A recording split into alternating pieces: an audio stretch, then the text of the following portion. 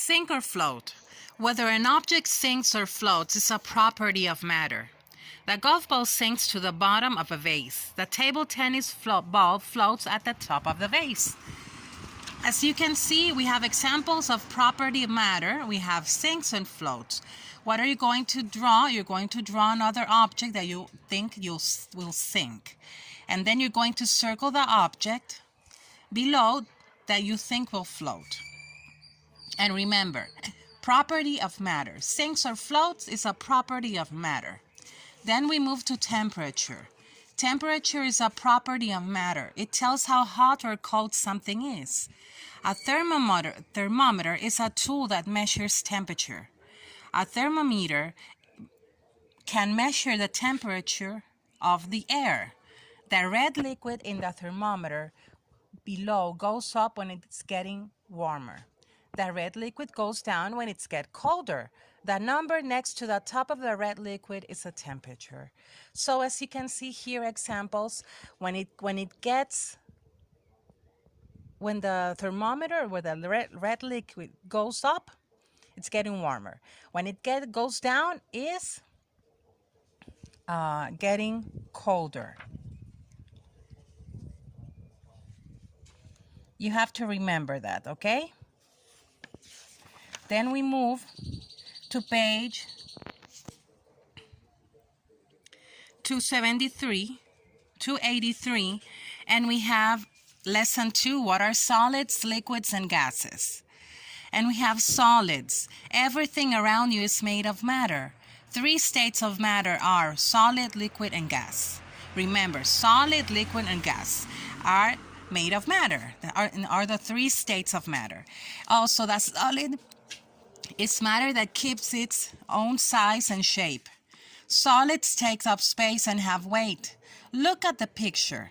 Each object in the box keeps its own size and shape. So remember, the solid is matter that keep its own size and shape. And we have here a chart, and we're going to draw one solid that might go in the art box. And we're going to underline 3 states of matter. Remember to underline what are the 3 states of matter. The 3 states of matter are solid, liquid, or gas.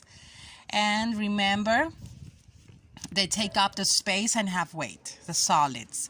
Solids take up space and have weight, and also we have solid, liquid, or gas. Then we move to page 284.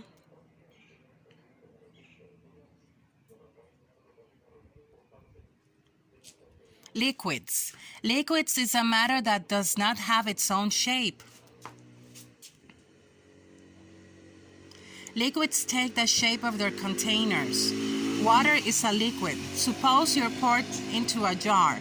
The water will take the same shape as a jar. Look at the picture. Suppose you pour water into the funnel. The water changes shape in the funnel. The water changes shape again in the tube. Then the water takes the shape of different containers. So we have those liquids.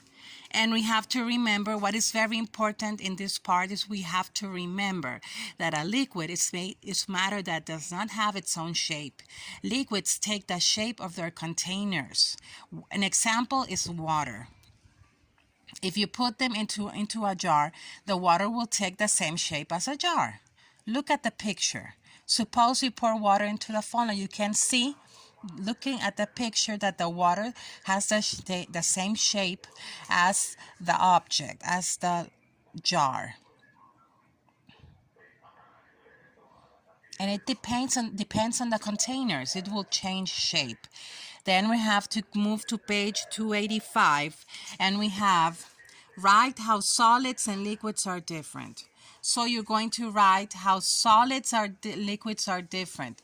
Remember, a solid is, a liquid is. Okay, very good, excellent. Then we move to page 286.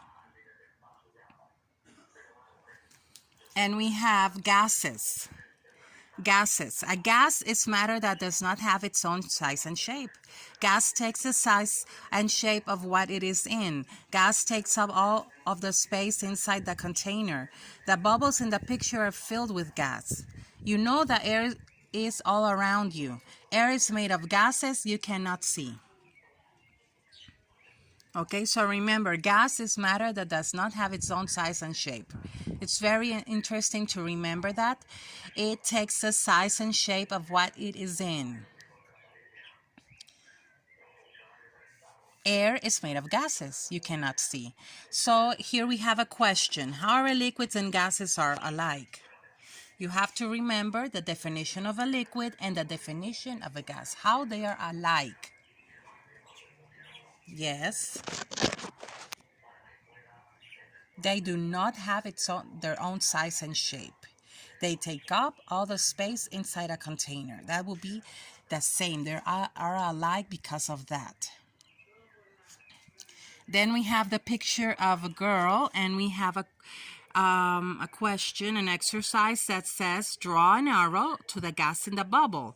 You have to draw an arrow to the gas and tell what shape the gas takes. What shape does the gas takes? Okay. Now, let's move. We're going to stay here, lesson 2, and you have to remember lesson 2.